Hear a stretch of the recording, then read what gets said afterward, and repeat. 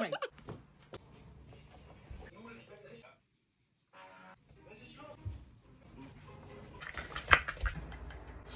Second clever.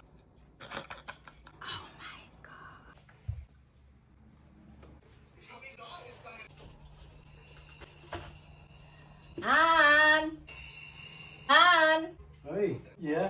vô đây. Coi cái này chút. Ôi vô đây có chuyện nè. Trời chút đi, coi cái này chút thôi. Đang cần anh nè. Anh Ơi, coi gì cũng được đấy. nhanh lên. Nhanh lên. Ơi, xe dép nó dính rồi kìa.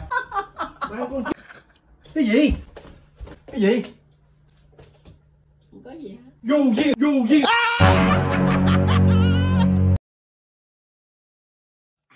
Mày dán cái dép tao hả?